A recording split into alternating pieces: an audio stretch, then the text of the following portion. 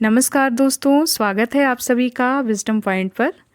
दोस्तों, हम देख रहे हैं हिंदी साहित्य से संबंधित एक महत्वपूर्ण प्रश्नोत्तरी जो कि आधारित है घटना चक्र पर। दोस्तों, ये वीडियोज आपकी आगामी परीक्षाओं की दृष्टि से बहुत ही महत्वपूर्ण है। आप जानते हैं कि आने वाले दिनों में कई महत्वपूर्ण परीक्षाएं प्रस्तावित हैं, जिनमें UP, TGT, PGT, LT, assistant professor, GIC, GDC आदि परीक्षाएं हैं।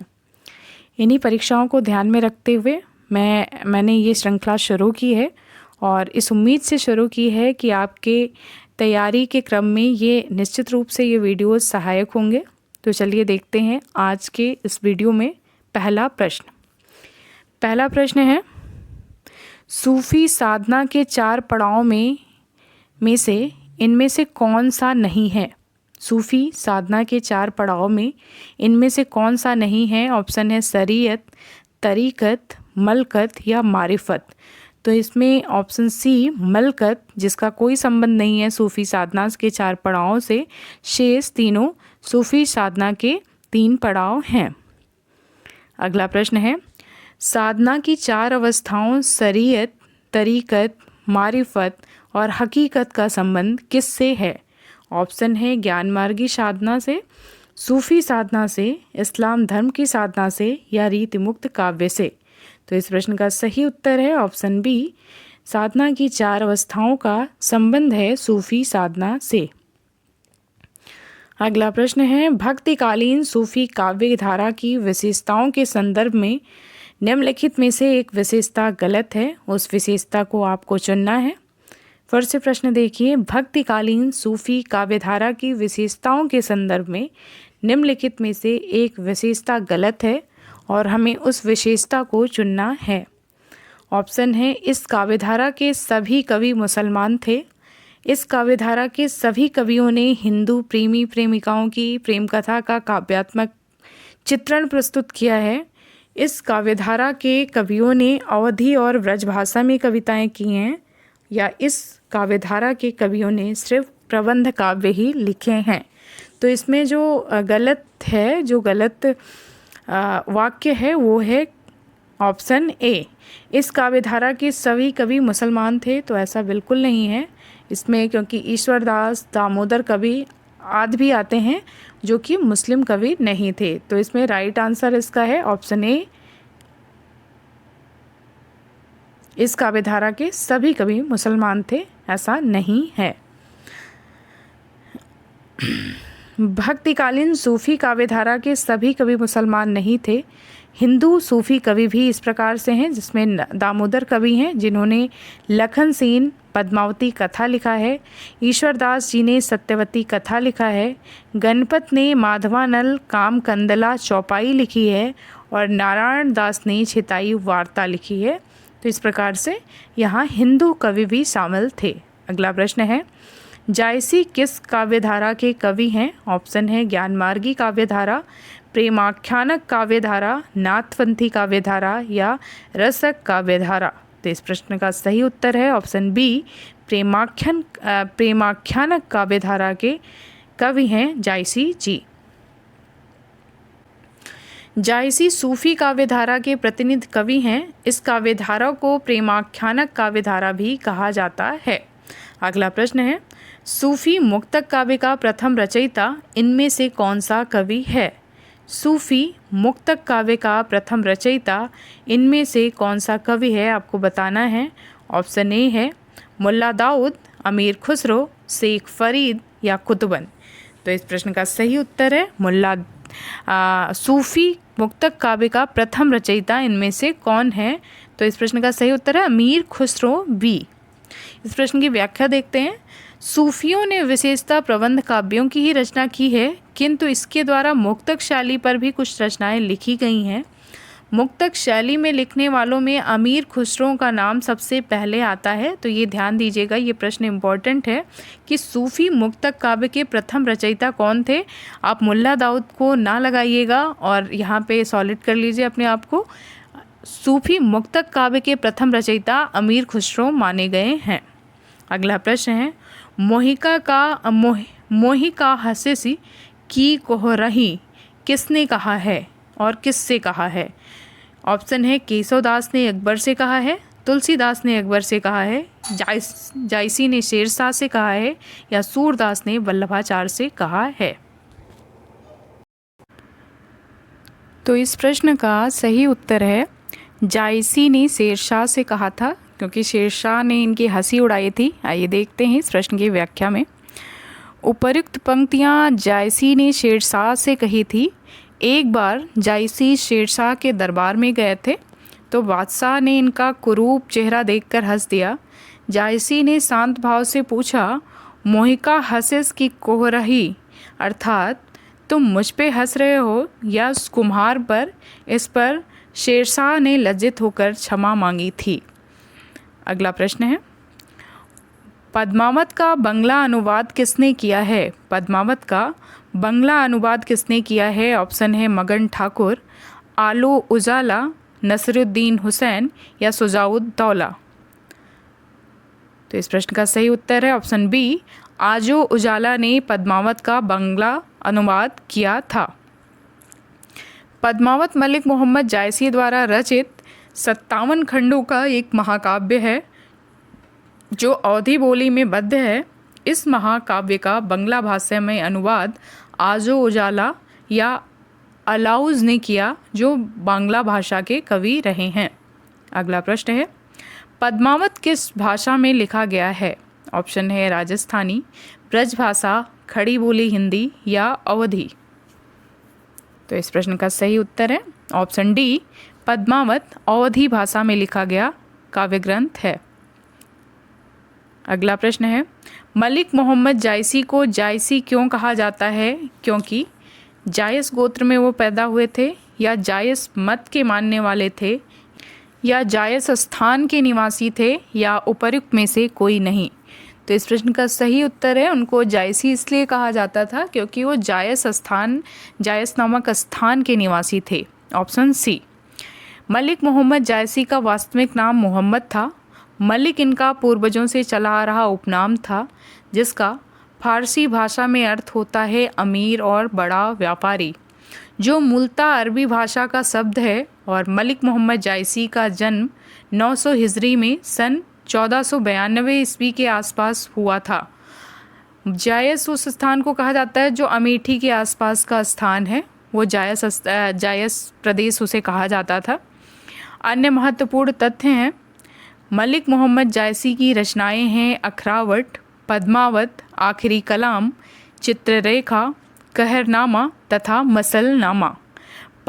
पद्मावत जायसी का प्रबंध काव्य है जो शब्द, अर्थ और अलंकृत शैली तीनों दृष्टियों से अनूठा है।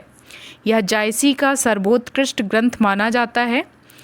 जायसी का जो आखिरी कलाम है उसमें कयामत का वर्णन है। ये कई बार प्रश्न आया है कि जायसी के किस ग्रंथ में कयामत या प्रलय का वर्णन है, तो इनका आखिरी कलाम नामक ग्रंथ है जिसमें कयामत का वर्णन है।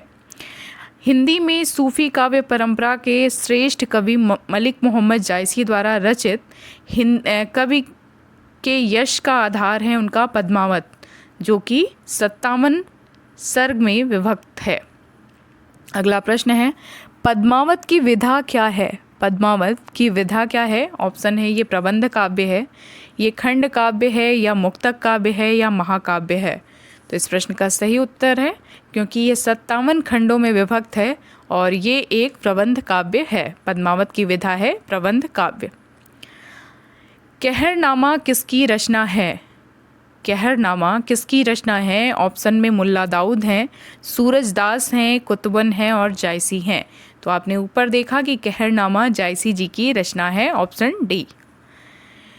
कयामत का आखिरी वर्णन जायसी के किस काव्य में हुआ है? देखिए आ गया ये प्रश्न, कयामत का वर्णन जायसी के किस काव्य में हुआ है? तो अभी आपने ऊपर देखा था कि आखिरी कलाम नामक ग्रंथ में कयामत का वर्णन हुआ है इसमें, इसलिए मैं ऑप्शन नहीं पढ़ रही हूँ। ऑप्शन बी इस प्रश्न का सही उत्तर है, आखिरी कलाम।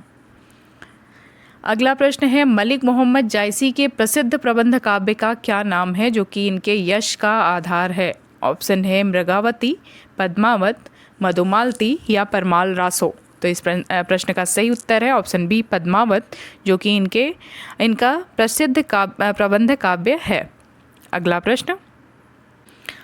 प्रश्न है पद्मावत के रचनाकार का क्या नाम है? पद्मावत के रचनाकार का क्या नाम है? ऑप्शन है अमीर खुसरो, अब्दुल रहमान मोहम्मद इकबाल या मलिक मोहम्मद जायसी। तो उम्मीद करती हूँ ये प्रश्न आपको रट गया होगा। पद्मावत के रचनाकार का नाम है मलिक मोहम्मद जायसी। अगला प्रश्न है अखरावट काव्य कृति के रचयिता कौन हैं? ऑप्शन है मलिक मोहम्मद जायसी, कुतुबन, मंझन या उस्मान। तो इस प्रश्न का सही उत्तर है अखरावट नामक कृति के रचयिता हैं मलिक मोहम्मद जायसी। जायसी के सर्वोत्कृष्ट ग्रंथ का क्या नाम है? फिर से वही प्रश्न और इस प्रश्न का उत्तर है पद्मावत। पद्मावत क्या है? एक त्रासदी है, एक मुक्तक काव्य है, गेय काव्य है या आत्मवक्तव्य है? तो इस प्रश्न का सही उत्तर है पद्मावत एक त्रासदी है। आइए देखते हैं ये किस विद्वान ने कहा था पद्मावत को त्रासदी। मलिक मोहम्मद जायसी द्वारा पद्मावत की रचना 1540 ईस्वी में की गई थी। पद्मावत अवधी भाषा में लिखा गया है। चूँकि पद्मावत एक प्रेमाख्यान प्रबंध काव्य है जिसमें चित्तौड़ के राजा रत्नसेन एवं सिंघल की राजकुमारी पद्मावती के विवाह और विवाहितर जीवन का चित्रण मार्मिक रूप में हुआ है, इसलिए इसे एक त्रासदी माना जाता है। पद्मावत को एक रूपक काव्य भी कहा जाता है। इसे खंडों में विभक्त किया गया है। इसके नायक नायिका तथा अन्य पात्रों का प्रतीकात्मक रूप इस प्रकार है। आइए देखते हैं। पद्मावती जिसे प्रतीक माना गया है बुद्धि का, परमात्मा का या परम सत्ता का प्रतीक। चित्तौड़ को शरीर का प्रतीक माना गया है। रत्नसेन को मन का प्रतीक माना गया है। सिंघल द्वीप को हृदय का प्रतीक माना गया है। राघव चेतन को शैतान का प्रतीक माना गया है। अलाउद्दीन को माया का प्रतीक माना गया है और नागमती को संसार का प्रतीक माना गया है। गुरु का प्रतीक हीरामन तोता को माना गया है। तो इस प्रकार से ये एक प्रतीकात्मक काव्य है। अगला प्रश्न है पद्मावत किस भाषा में लिखा गया काव्य है? ऑप्शन है अवधी, ब्रजभाषा, खड़ी बोली या फारसी। तो पद्मावत की भाषा अवधी है। जितने भी प्रेमाख्यानक काव्य लिखे गए हैं सूफी मत के, वो लगभग अवधी भाषा में ही हैं। अगला प्रश्न है पद्मावत के अनुच्छेदों का क्या नाम है? ये 57 अनुच्छेदों में विभक्त है, लेकिन अनुच्छेद का क्या नाम दिया गया है आपको बताना है। ऑप्शन है सर्ग, कांड, खंड या अंक। तो इस प्रश्न का सही उत्तर है ऑप्शन सी, पद्मावत के अनुच्छेदों के नाम है खंड। पद्मावत में रत्नसेन किसका प्रतीक है? पद्मावत में रत्नसेन किसका प्रतीक है? तो इस प्रश्न का सही उत्तर है रत्नसेन मन का प्रतीक है। और नागमती जो कि इस संसार का प्रतीक हैं, और जो इसमें पद्मावती हैं उनको परमात्मा का प्रतीक माना गया है या बुद्धि का प्रतीक। पद्मावत में मन का प्रतीक कौन है? फिर से इस प्रश्न का उत्तर है राजा रत्नसेन, जो कि मन के प्रतीक हैं। इसमें सुआ तोता को गुरु का प्रतीक माना गया है। नागमती को इस संसार का प्रतीक माना गया है और पद्मावती को परम सत्ता का प्रतीक माना गया है। ऑप्शन में अगला प्रश्न है पद्मावत में पद्मिनी किसका प्रतीक है? ऑप्शन है साधक की, शैतान की, परम सत्ता की या प्रकृति की। तो इस प्रश्न का सही उत्तर है पद्मावत में पद्मिनी परम सत्ता की प्रतीक हैं। Option C. पद्मावत में गुरु का प्रतीक कौन है? ऑप्शन है नागमती, पद्मावती, सुआ यानी तोता जिसका नाम हीरामन है, और या ऑप्शन डी। तो इस प्रश्न का सही उत्तर है गुरु का प्रतीक इसमें सुआ है जिसका नाम है हीरामन। अगला प्रश्न है राघव चेतन इनमें से किस सूफी काव्य का पात्र है? ऑप्शन दिया गया है मधुमालती, मृगावती, पद्मावत या चंदायन। तो इस प्रश्न का सही उत्तर है, आपके स्क्रीन पे भी शो हो रहा है कि राघव चेतन पद्मावत का पात्र है। पद्मावत से यह ज्ञात होता है कि राजा रतन सेन के दरबार में राघव चेतन नाम का एक पंडित था। उसे यक्षिणी सिद्ध थी। उसके अवैधिक आचरण पर क्रुद्ध होकर राजा ने उसे देश निकाला दे दिया था। राघव चेतन प्रतिशोध की भावना से दिल्ली चला गया। उसने अलाउद्दीन से पद्मावती के सौंदर्य का वर्णन किया और अलाउद्दीन वहाँ से राजा रत्नसेन पर कब्जा करने पद्मावती को एक तरीके से पद्मावती से विवाह करने की इच्छा लेकर वहाँ से दिल्ली से रत्नसेन के दरबार की तरफ कूच किया था चित्तौड़ में। अगला प्रश्न है पद्मावत के रतनसेन की पत्नी का क्या नाम था? ऑप्शन है कमलावती, नागमती, वेदवती या मृगावती। तो इस प्रश्न का सही उत्तर है ऑप्शन बी, रतनसेन की पत्नी का नाम था नागमती। पद्मावत के रत्नसेन की पत्नी का नाम नागमती है। राजा रतनसेन हीरामन नामक तोते से पद्मावती की सौंदर्य वर्णन सुनकर सिंघल द्वीप की ओर चल पड़ते हैं और अनेक कठिनाइयों को झेलते हुए पद्मावती से विवाह करते हैं। नागमती और पद्मावती एक साथ चित्तौड़ में रहने लगती हैं और नागमती का वर्णन उस टाइम आया है जब राजा जब सिंघल द्वीप की तरफ जाते हैं और बहुत दिनों तक नहीं आते हैं, तो नागमती का वियोग वर्णन नाम से एक इसमें खंड है और उसमें बहुत ही मार्मिक चित्रण किया गया है नागमती जी का। अगला प्रश्न है इनमें से कौन सी कृति जायसी की अक्षय कृति के आधार पर रची गई है? ऑप्शन है पद्मावत, अखरावट, आखिरी कलाम या उपर्युक्त सभी। तो इसमें से जो अक्षय कृति है इनकी वो पद्मावत है, ऑप्शन ए। शेष जायसी जी की कृतियां हैं लेकिन जो है इसका उत्तर है पद्मावत। पद्मावत, अखरावट तथा आखिरी कलाम जायसी जी की पुस्तकें हैं।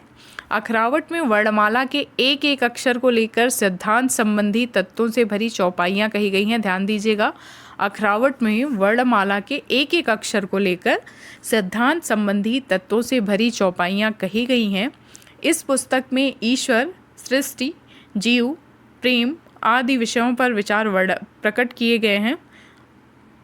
आखिरी कलाम में कयामत का वर्णन है। जायसी की अक्षय कीर्ति का आधार है पद्मावत, जिसके पढ़ने से यह प्रकट हो जाता है कि जायसी का हृदय कैसा कोमल और प्रेम की पीर से भरा हुआ था।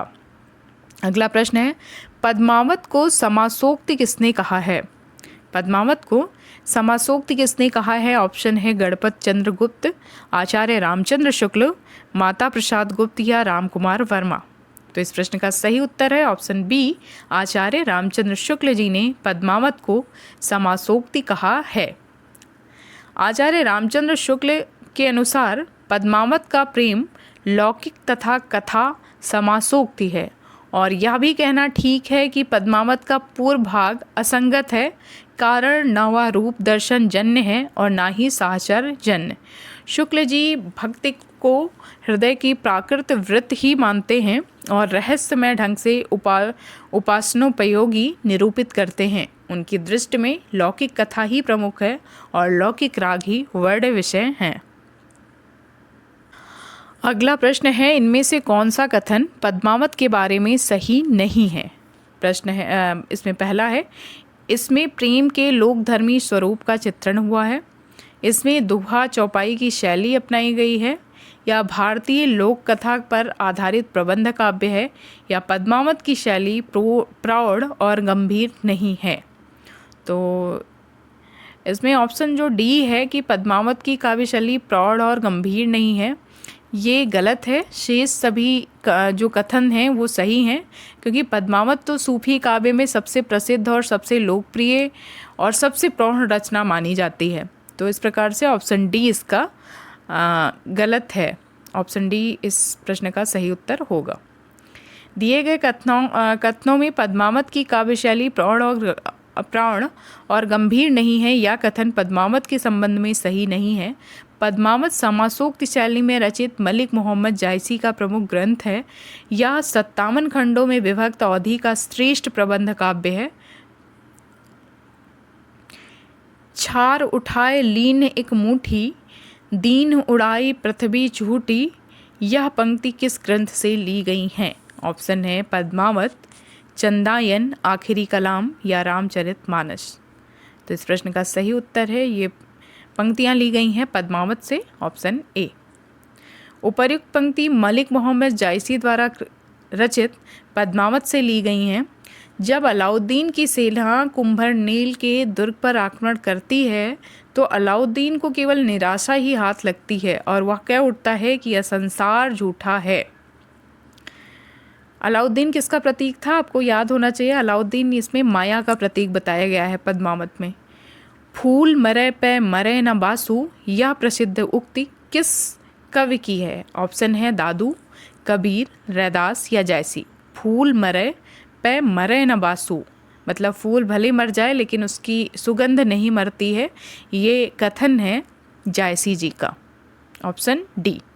उपर्युक्त काव्य पंक्तियाँ भक्तिकालीन सूफी कवि जायसी द्वारा रचित महाकाव्य पद्मावत से हैं। पद्मावत जो कि 57 खंडों का महाकाव्य है जो ठेठ अवधि में रचित है। निम्नलिखित में से किस कवि ने सिर्फ अवधी भाषा में ही रचनाएं की हैं? आपको बताना है। ऑप्शन है कबीर, सूरदास, तुलसी या जायसी।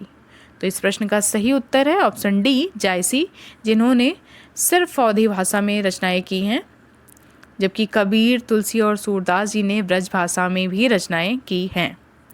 जायसी की भाषा ठेठ अवधी है और पूर्वी हिंदी के अंतर्गत है, इसलिए जायसी ने अपनी रचनाएं हिंदी साहित्य में सिर्फ अवधी भाषा में की हैं।